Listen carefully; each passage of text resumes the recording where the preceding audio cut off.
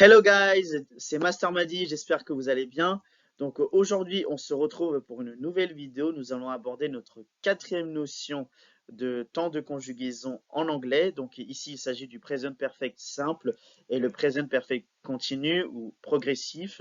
Donc vous allez voir, c'est une des notions les plus complexes en anglais selon moi, selon mon expérience. Mais à travers cette vidéo, j'espère que vous allez y voir plus clair sur le contexte de l'utilisation de ce temps, de quoi il s'agit, etc. Et quels sont les équivalents en français. Donc voilà, on va aborder ici notre quatrième notion. Donc à travers les anciennes vidéos, donc on a fait le présent simple, le présent continu, on a fait le prétérit, on a enchaîné juste avant le prétérit, on avait fait l'expression du futur. Et là, nous allons aborder notre quatrième notion de temps, le present perfect simple et le present perfect continue. C'est parti. Alors, donc sur ce slide, avant de rentrer dans le contexte, je vais vous dire comment on forme de manière de manière écrite le present perfect simple et simple déjà. Donc le present perfect simple, on va utiliser l'auxiliaire have. Donc have pour tous les temps, pour tous les pronoms personnels, mais has pour juste pour la troisième personne du singulier. Donc he et she. Plus on va utiliser le participe passé. Ok? Donc le present perfect simple, il se forme avec l'auxiliaire have et le participe passé. Donc j'ai deux exemples ici. Donc, the landlord has wanted his building for several years. Donc là, wanted, c'est le verbe want qui veut dire, à la base verbale, c'est le verbe want qui veut dire posséder. Donc, ce qu'il faut savoir pour les verbes réguliers, à la base verbale, pardon. Donc, c'est want. Au prétérit, c'est wanted, avec ed à la fin pour les verbes réguliers, je le rappelle. Et au participe passé, c'est pareil. Donc, pour les verbes réguliers, au prétérit et au participe passé, ça s'écrit de la même manière. Base verbale plus ed à la fin. Mais pour les verbes irréguliers, il va falloir que vous puissiez vous référer à des tableaux que vous pouvez trouver sur des manuels en anglais où vous avez les verbes irréguliers et toutes les formes à la base verbale, au prétérit et à la forme participe passé. Ok. Donc là, premier exemple, the landlord has wanted this building for several years. Alors, je rappelle quelques mots de vocabulaire. Several, ça veut dire plusieurs. Landlord, ça veut dire le propriétaire. Ok. Deuxième exemple de phrase. Donc, alors, excusez-moi, juste pour en revenir à la première phrase. Donc, vous voyez, on a utilisé has plus wanted. Donc, forme participe passé. Et has parce que c'est à la troisième personne du singulier, le propriétaire. Ensuite, deuxième phrase, they have already signed the lease. Donc, the lease, c'est le bail. They have already signed. Donc là, on a un adverbe entre le have et le signed. Donc là, pareil, vous voyez, c'est have. Vous avez have plus signed qui veut dire signé, donc à la forme participe passé, qui signifie donc j'ai déjà signé le bail. Ok. Alors, c'est là où je demanderai toute votre attention. Je vais vous expliquer le contexte du present perfect. Le contexte du present perfect, son emploi, à quoi il sert et comment on l'exploite en anglais. Le present perfect, c'est un temps en fait qui exprime le lien entre le passé et le présent. Il fait l'intermédiaire entre ces deux temps. En fait, ce n'est pas un temps du passé. Ce n'est pas un temps du passé. Il sert à faire le lien entre le passé et le présent. Je vais vous donner des exemples en français. Donc, comme je vous ai dit, il n'y a pas du tout d'équivalent en français de temps, en fait, pour le present perfect. Donc, selon le contexte, on va soit utiliser le passé composé ou le présent. Là, je vais vous donner des exemples de phrases en français qui expriment justement ce lien entre le passé et le présent et vous allez comprendre l'utilisation du present perfect. Alors, un exemple en anglais, en français, pardon. Donc, j'ai déjà acheté les billets de train. J'ai déjà acheté. J'ai déjà acheté. Là, c'est une phrase avec le passé composé. Avoir plus le participe passé. J'ai déjà acheté. Vous voyez? J'ai déjà acheté mon billet de train. Donc, dans cette phrase, si on analyse cette phrase, j'ai déjà acheté mon billet de train. L'information que vous avez, c'est que j'ai acheté mon billet de train dans le passé. J'ai déjà acheté mon billet de train et je l'ai encore maintenant, ce billet. Vous voyez, le lien entre le passé et le présent, je ne l'ai pas encore utilisé mon billet, mais je l'ai le billet. Actuellement, je l'ai, mais je l'ai déjà acheté avant. J'ai déjà acheté mon billet. Je l'ai acheté dans le passé, je l'ai encore aujourd'hui. Le lien entre le passé et le présent. Deuxième exemple de phrase. Par exemple, je suis un commercial et je dis je vends ce produit depuis 5 ans. Là, je vends, vendre, le verbe vendre, donc c'est au présent en français. Je vends ce produit depuis 5 ans. Qu'est-ce qu'on a comme information? Je vends ce produit depuis 5 ans, donc j'ai déjà commencé dans le passé. Je le fais encore aujourd'hui. Vous voyez le lien entre le passé et le présent? Eh bien, c'est ça le present perfect. Donc, il permet de faire justement ce lien-là. En français, on fait le lien entre le passé et le présent via le passé composé et le présent simple. En anglais, on utilise le present perfect simple. Donc, voilà. Donc, c'est ce que j'ai dit en fait à travers mes slides. Donc, on l'emploie pour marquer le lien entre le passé et le présent.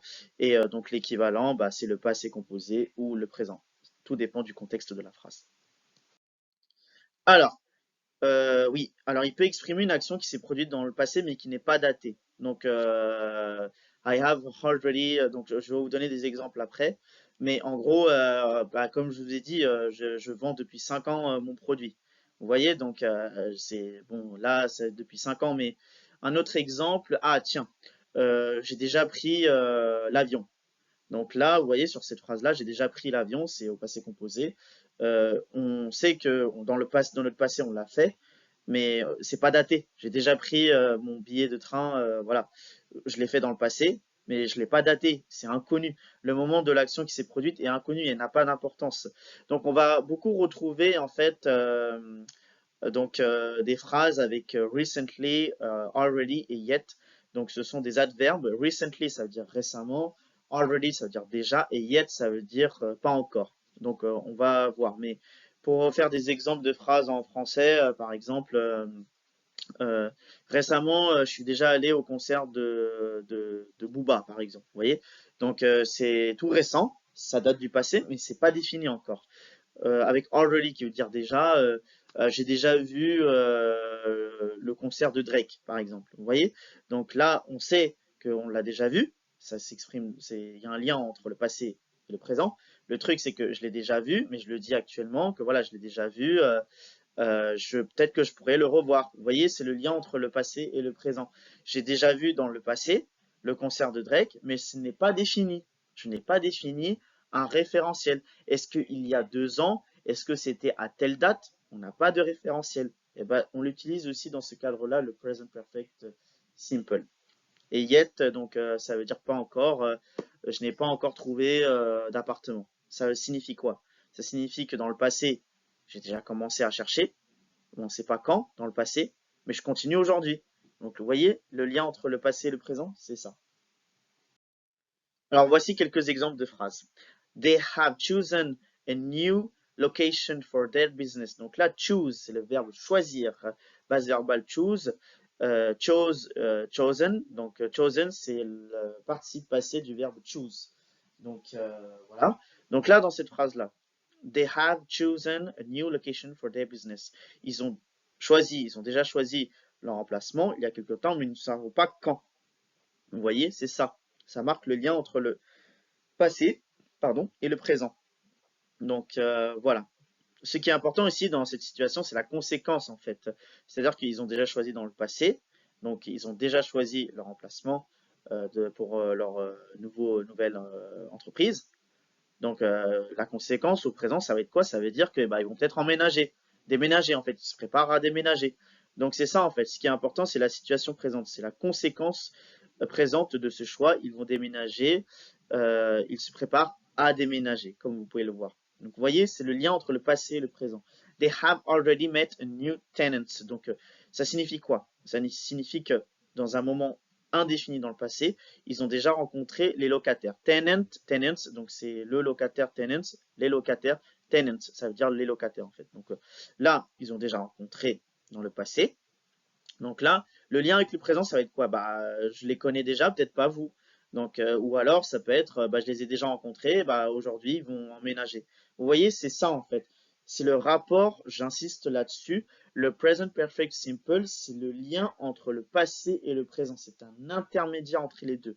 Il sert à faire le lien entre le passé et le présent. Le lien, c'est-à-dire qu'il exprime une action qui a été réalisée dans le passé, et au présent, ça peut exprimer eh bien, la conséquence de l'action au passé.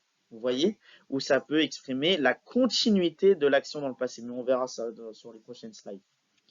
Donc voilà. Et yet, donc on l'emploie souvent pour faire des phrases interrogatives ou négatives. Donc, the landlord hasn't advertised the apartment. Advertise, donc c'est le verbe publier, donc promouvoir, vous voyez. Donc, has not advertised the apartment yet. Cela signifie que le propriétaire n'a pas encore publié d'annonce de son appartement, mais peut-être qu'il va le faire au présent, vous voyez. Donc, c'est ce que j'ai écrit au moment présent. Il n'a pas encore eu d'annonce, il le fera sans doute à l'avenir, vous voyez. Donc, c'est ça, ça exprime le lien entre le passé et le présent. Alors, je vous ai dit, lorsqu'on a un moment passé indéfini, on utilise le present perfect simple. Mais quand c'est défini, on va utiliser tout simplement le prétérit, le simple past. Donc voilà, c'est ce que je mentionne ici. Lorsque l'action est datée, lorsque le moment de l'action s'est déroulé dans le passé, eh bien, on indique qu'en fait, on emploie en fait le preterit, c'est ça. I met the new tenants yesterday. Il y a un référentiel. Hier. On a un moment défini dans le passé. Donc, on va utiliser automatiquement le prétérit. Donc voilà.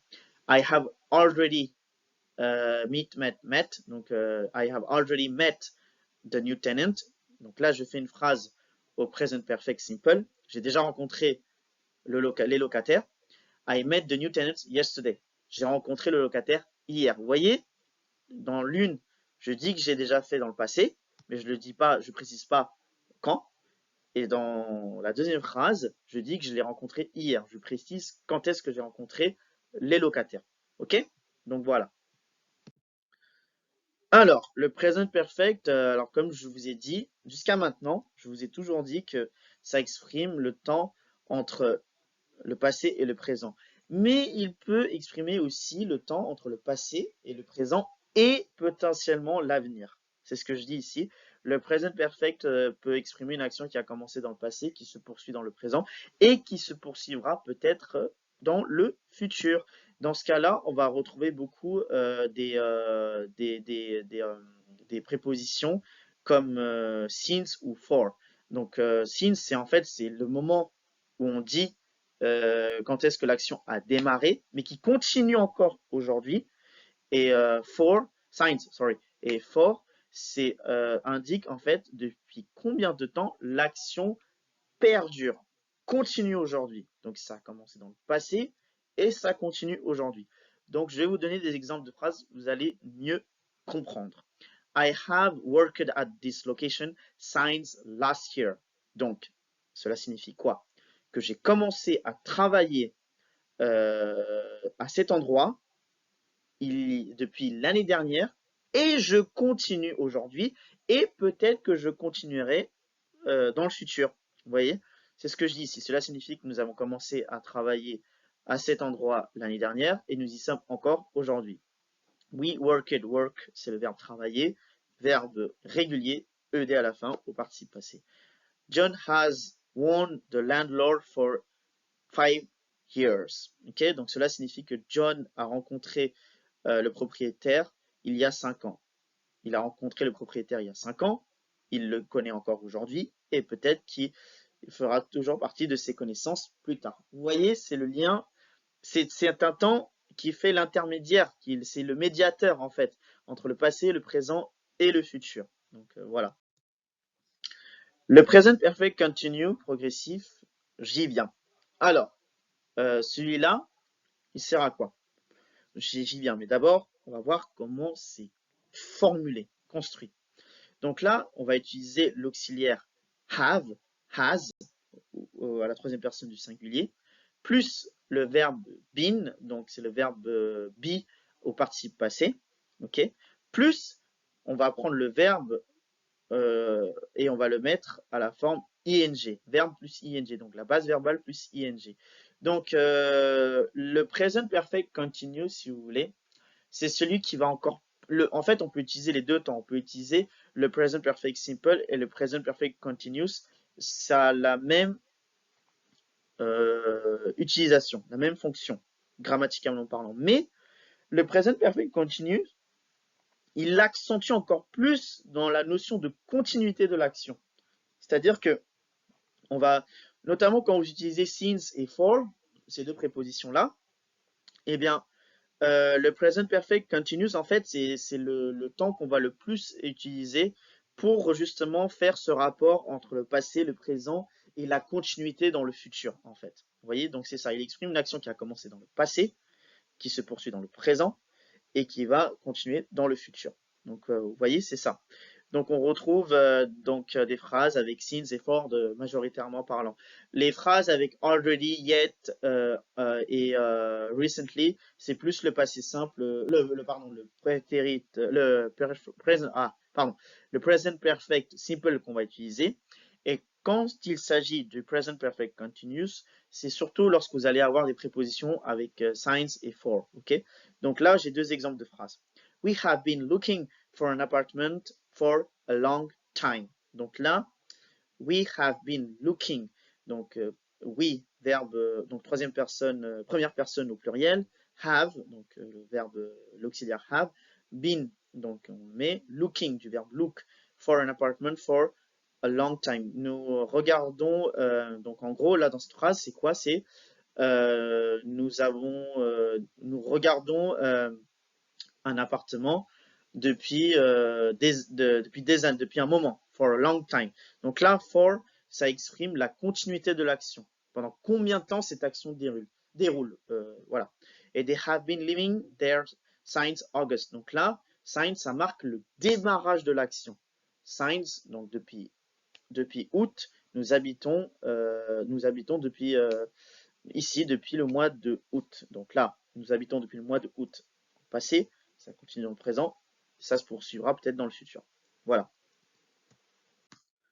Je rappelle juste que le verbe living dans l'exemple d'avant, ça signifie donc live, c'est le verbe live qui veut dire habiter.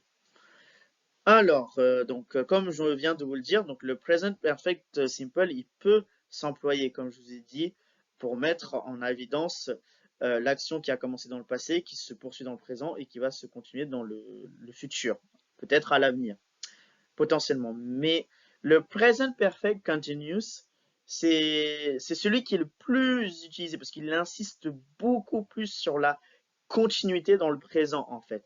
Le passé simple, ça va être, on va beaucoup l'utiliser pour faire le lien entre le passé et le présent, mais le present perfect continuous fait le lien sur le potentiel, le potentiel, comment dirais-je, il fait le lien entre la continuité de l'action en fait.